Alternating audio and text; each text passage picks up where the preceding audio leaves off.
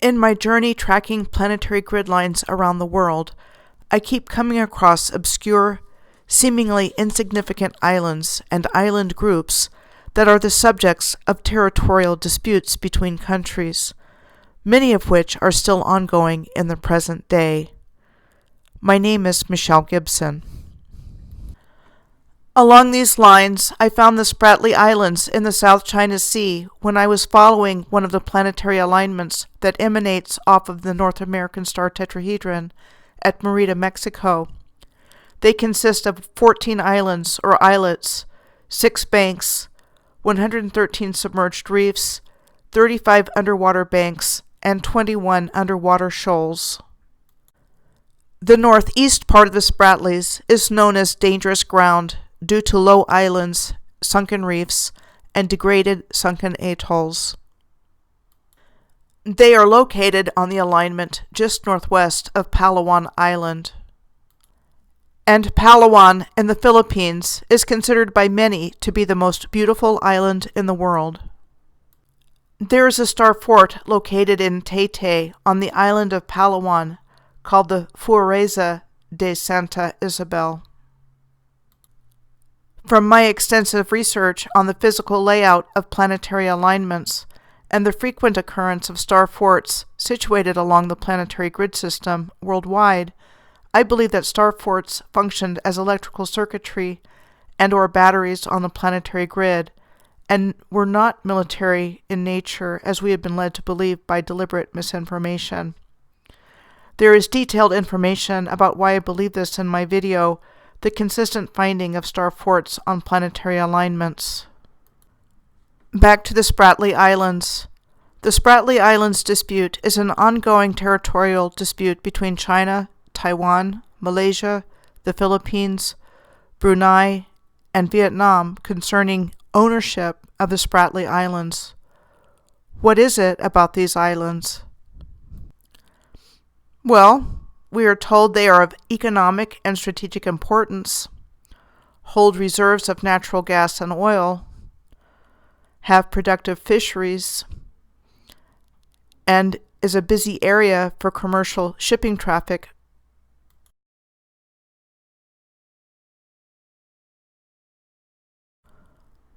I believe that there is a powerful energy component, whether placement, production, or something else, related to these planetary grid lines, and that since the South China Sea falls directly on a major planetary alignment, it falls into this category. So for another example of this in the South China Sea, just northwest of the Spratly Islands on this planetary alignment's way through Hainan in China, the Paracel Islands are a similar group of islands, reefs, and banks that are strategically located, have productive fishing grounds, and also hold reserves of natural gas and oil. While they are controlled and operated by China, they are also claimed by Taiwan and Vietnam.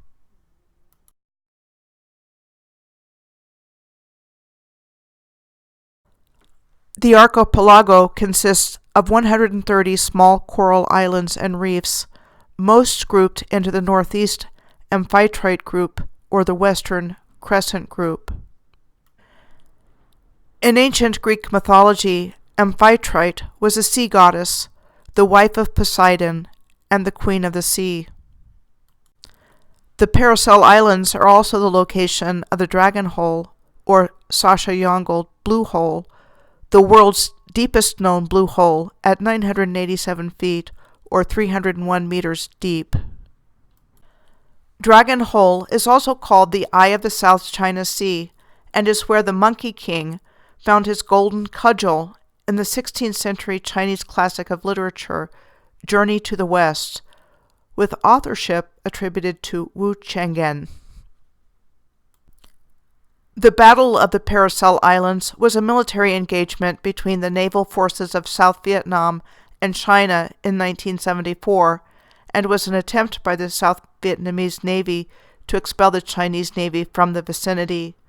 As a result of the battle, China established de facto control over the Paracel Islands. This seems like a good place to bring in the Falkland Islands, an archipelago in the South Atlantic Ocean on the Patagonian shelf. They are 300 miles or 483 kilometers east of South America's southern Patagonian coast and 752 miles or 1,210 kilometers from the northern tip of the Antarctic Peninsula at a latitude of 52 degrees south. It is a British overseas territory and consists of two large islands, East Falkland and West Falkland, and 776 smaller islands. The population of less than 4,000 people are British citizens. Britain reasserted its rule over the Falklands in 1833, with a colonial presence also including French, Spanish, and Argentine settlements. Argentina maintains its claim to the islands. On April 2, 1982, Argentine forces occupied the Falkland Islands.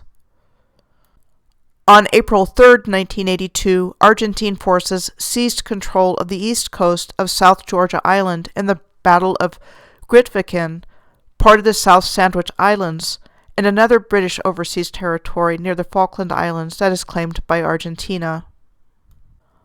On April 5, 1982, the Falklands War between Argentina and Great Britain started. While not officially declared a war, it was declared a war zone. The conflict lasted 74 days and ended with Argentina's surrender on June 14, 1982, returning the islands to British control.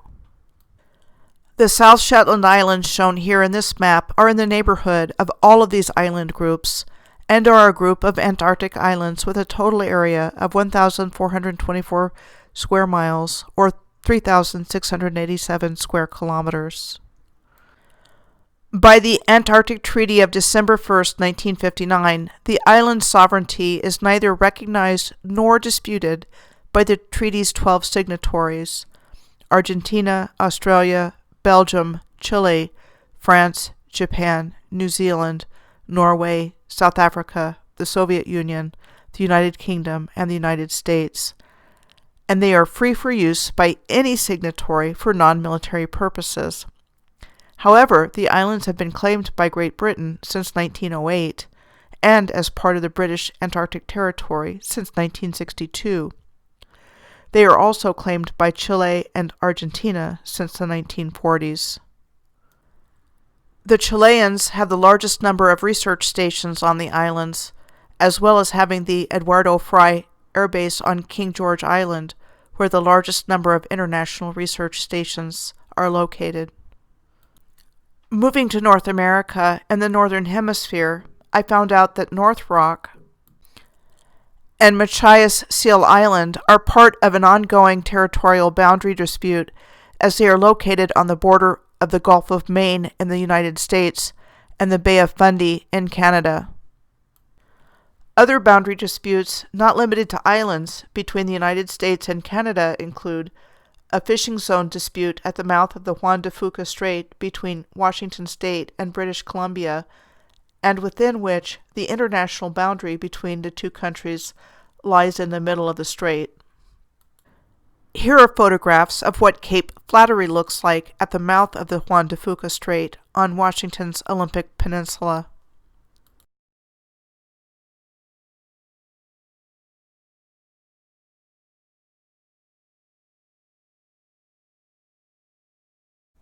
Another area of dispute between the two countries is the Northwest Passage, which Canada claims as part of its internal waters, and the United States regards as an international strait open to international traffic. The Dixon Entrance, a strait about 50 miles or 80 kilometers long between Alaska in the United States and British Columbia in Canada, is also mutually claimed by both countries. It is part of the Inside Passage shipping route. It lies between the Clarence Strait and the Alexander Archipelago, a 300-mile or 480-kilometer long group of islands in Alaska to the north, and the Hecate Strait and the islands known as the Haida Gwaii or Queen Charlotte Islands in British Columbia to the south. Members of the Haida Nation maintain free access across the strait, and the Haida Gwaii and islands in the Alaskan Panhandle, where they are said to have lived for 14,000 years.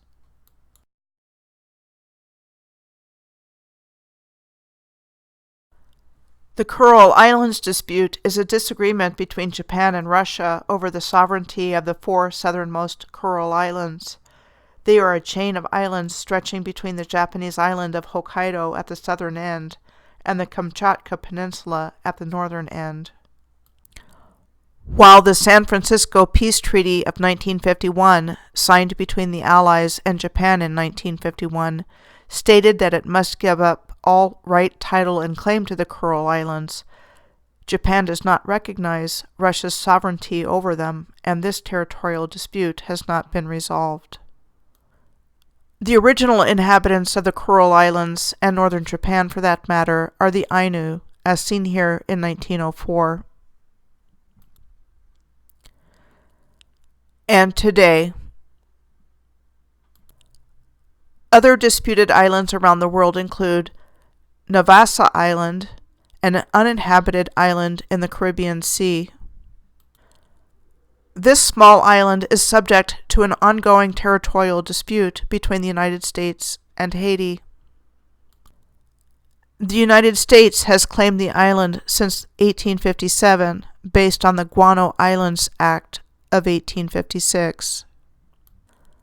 The legislation essentially said that an American could claim an uninhabited, unclaimed island if it contained guano, or bird droppings, which was an effective early fertilizer. Haiti's claims over Navassa go back to the Treaty of Ryswick in 1697, which established French possessions in mainland Hispaniola that were transferred from Spain by the treaty. This is the deactivated lighthouse on Navassa. This is the only building left of what was previously on Navassa Island, possibly including this star fort identified as being in Lulutown on Navassa, but I can't confirm this finding because whatever was there isn't there anymore. Lulutown was previously situated around Lulu Bay on Navassa Island. Abu Musa is a 5 square mile or 13 square kilometer island in the eastern Persian Gulf near the entrance to the Strait of Hormuz. Abu Musa is administered by Iran as part of its Hormuzgan province, but it is also claimed by the United Arab Emirates as a territory of the Emirate of Sharjah. I found the island of Abu Musa, one of the islands of the Strait of Hormuz, when I was tracking the Amsterdam Island Circle alignment. I want to demonstrate to you that beaches with a symmetric curvature and rocky features right next to the shore, as seen in this photo of Abu Musa, are common features in diverse places. Compare it with these similar lurking shorelines: Halawa Bay on the Hawaiian island of Molokai, the Black Sea in Bulgaria, Lake Baikal in Siberia, and Shemya in the near island group of the Aleutian Island chain. On to Cyprus, an island country in the eastern Mediterranean located south of Turkey and west of Syria and Lebanon, northwest of Israel and Palestine, north of Egypt, and southeast of Greece. Its earliest known human activity is said to date back to 10,000 BC. Archaeological remains from this period include the village of Kirokitia.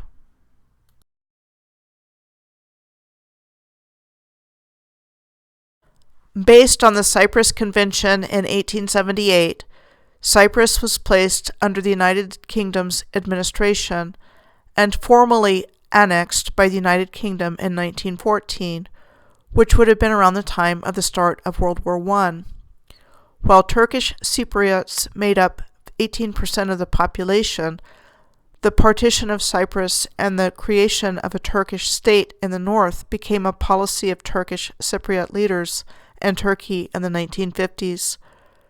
Turkish leaders for a period advocated the annexation of Cyprus to Turkey, as Cyprus was considered an extension of Anatolia by them, while since the 19th century, the majority population of Greeks on Cyprus and its Orthodox Church had been pursuing union with Greece, which became a Greek national policy in the 1950s. After nationalist violence in the 1950s, Cyprus was granted independence in 1960 via the London and Zurich Agreements of 1959. At any rate, conflict in one form or another between the Greeks and Turks has existed on the island for a while, with the island partitioned between the two. Regardless, Cyprus is a major tourist destination in the Mediterranean today.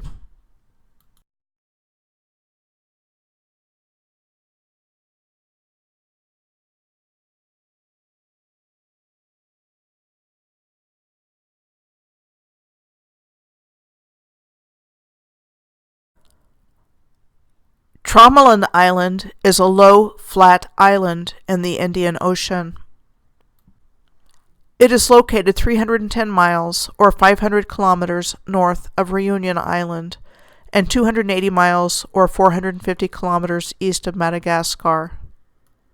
It is administered as part of the French Southern and Antarctic lands as a French overseas territory. However, the island nation of Mauritius claims sovereignty over the island. I found both Mauritius and Tromelin Island on planetary alignments. I will end this video with Clipperton Island, an uninhabited 2 square mile or 6 kilometer squared island in the eastern Pacific Ocean off of the coast of Central America. It is an overseas minor territory of France and administered under the direct authority of the Minister of Overseas France. It has not been inhabited since 1945, though it is occasionally visited by fishermen, French Navy patrols, scientific researchers, film crews, and ham radio operators. It is low-lying and largely barren. The surrounding reef is exposed at low tide. This shows that Clipperton Island is technically aligned with the barrier reef and not an atoll. While it is not disputed now, it has been in the past.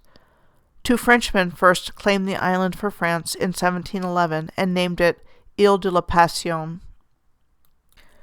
In 1858, during France's Second Empire, Emperor Napoleon III annexed Clipperton Island as part of the French colony of Tahiti, even though it is the considerable distance of 3,400 miles or 5,400 kilometers from Tahiti.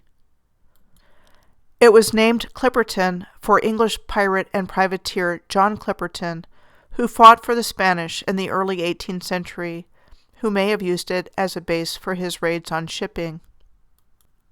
Other claimants included the United States, whose American Guano Company claimed it under the Guano Islands Act of 1856, and Mexico due to its activities there as early as 1848 and 1849. In 1909, we are told, France and Mexico agreed to submit the dispute over sovereignty to binding international arbitration, and 22 years later, in 1931, the King of Italy, Victor Emmanuel III, issued the final decision, declaring Clipperton Island to be a French possession. However, after all of this territorial interest, Clipperton Island has been more or less abandoned since the end of World War II. So, as expressed in the title of this video, what is it exactly about the world's disputed islands? For one, they figure prominently on the Earth's planetary grid lines, and I think the placement of the islands within the energy system of the planetary grid is important. Another is that they are highly prized for their resources, and are the resources, like oil and gas reserves, actually derived from the high technology of the advanced ancient civilization, and not the result of the continuous breakdown of fossils over millions of years, as we have been taught to believe? Also, I wouldn't rule out the possibility that guano, which has a high content of nitrogen, phosphate, and potassium, is the result of much more than bird droppings. It would take a whole lot of birds a very long time to create a valuable commodity used as a pretext for claiming an island for a country. This is an 1860 photo of a guano mine on Peru's Chincha Islands. For reasons like these, and others I am sure, all of these islands are viewed as highly coveted prizes and a critical part to nation-building plans. In my next video, I am going to be looking at the significance of inner-city neighborhoods and historic city centers.